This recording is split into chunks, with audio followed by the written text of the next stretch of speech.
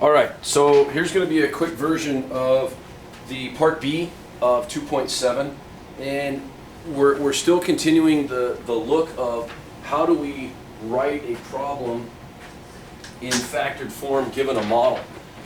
Question number 10 doesn't talk specifically about a model. 12 will, but 10 we noticed from yesterday, if we pick up from part A, if we have the same terms but opposite signs, we know that the B term, the middle term, will cancel out. So if the middle term cancels out, it ought to be real easy for us to write this problem in standard form. Here is factored form. Standard form should be simply x squared, okay, first term and last term, which is minus 1. There you go. We end up with less than what we started. Again, B should be relatively easy as well. The first term, x squared. The last term, difference of squares. Positive times a negative is negative, 3 times 3 is 9. There you go. So here's factored form, here's standard form. And then question 11, it's Friday. Question 11 basically says, what pattern do you notice? And we're just going to say that the B term disappears. All right, that's what we notice. So if you need to pause and do that. All right, pause and get that written down. The B term disappears. Question 12, it wants us to, now it's saying, okay, how do we model this? What if a customer wants both sides reduced? Okay, well, these obviously are not the same. One is minus 2, one is minus 3. All right, so what's going to happen? Well, I'm reducing one side by 2, so that's x minus 2.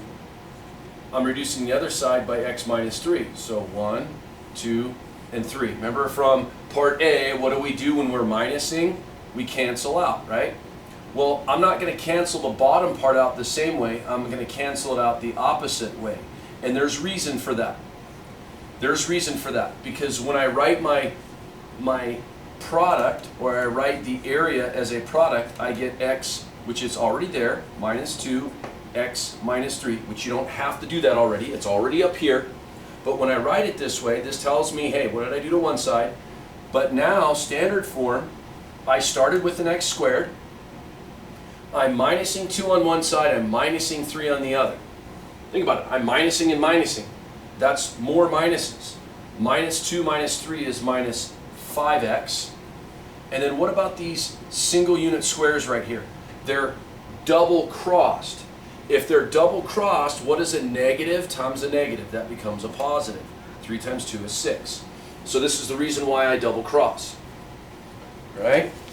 Now we can take that and we can move that over into part B. Right? So part B, again, I have two negatives. If I have two negatives, and this is where they want you to think, if you have two negative last terms, your last term in standard form is going to be positive. Again, here's factored form. So I'm minusing 1 from one side, and I'm going to minus 4 on the other. 2, 3, 4. I'm going to cross the 1 out one way and the 4 out the other. So these single unit terms get crisscrossed. Well, the crisscross, again, should tell me that this turns positive. So I have x squared, minus 4 on one side, minus 1 on the other for minus 5, and then plus 6. And then 13, it says, look back over all the equivalent expressions that we've written so far. How to tell if the third term of the trinomial is positive or negative. Again, how do we tell if the third term is positive or negative? If these two signs are opposites, it's going to be negative. If these two signs are the same, it's going to be positive. Okay, so how are we going to do that? Well, a plus and a plus times a plus is equal to a plus. A negative times a negative is equal to a plus. A positive times a negative is equal to a negative, or a negative times a positive is negative. That's how you tell, right there. Okay? And this is all talking about last terms. All right? And then question 14. 14 on the back. It says, we've received a number of orders that have given these areas. And hopefully I get this in here. What about these areas? We're gonna work on how do we factor these. Well, how did I tell you to factor them before? Right? Just because the signs change doesn't mean the process changes. We find factors of 18. So list them. You must list them. If you don't list them, again, I'm not giving you credit for it.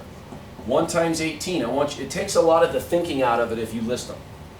2 and 9, 3 and 6, because 1, 2, and 3 are all factors. 4 is not a factor, 5 is not a factor, 6 is, it's listed. 7, no, 8, no, 9, yes, it's listed, 10, no. Which factors of 18 add to give me 9? Gee, right here. And this is a plus, and this is a plus. Again, you can do this or not do this, it doesn't matter. All right, and then go ahead and use that to write, I jumped ahead, use that to write your expanded form. So x plus 3x plus 6x plus 18.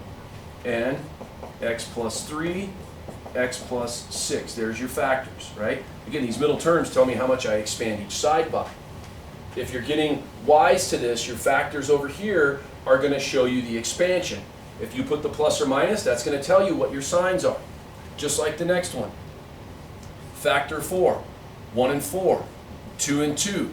3 is not a factor, 4 is, it's listed. 5 through 10, no. Which factors of 4 give me a negative 5? Well, obviously 1 and 4, but how do I get the negative 5? I've got to have a minus 4 and a minus 1. Think about it. If I add these two together, I get that middle term. If I multiply them, I get the last term. But I want to make sure my signs are correct. Minus 4 minus 1 is minus 5. Negative 4 times negative 1 is positive 4. So x squared minus x minus 4x plus 4 right here. X minus 1, x minus 4. Again, it's just a thinking game. You've got to pay attention to those signs. Pause the last one here and try it real quick. All right? I got to hurry up because the bell's going to ring. But pause it and try it.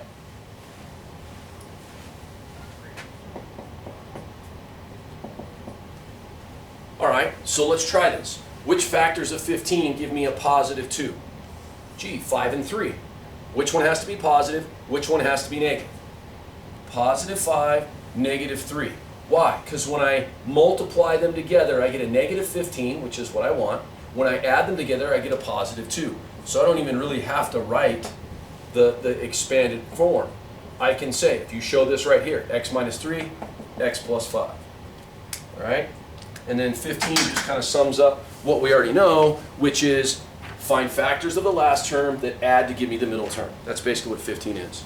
Be inquisitive, ask questions.